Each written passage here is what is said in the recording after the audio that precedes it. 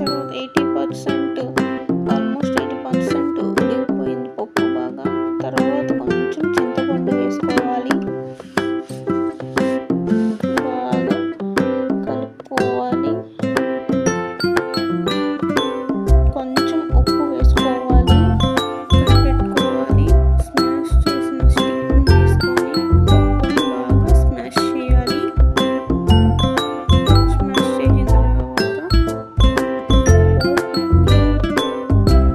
Pan తీసుకొని అందులో 3 table spoons oil వేసుకోవాలి.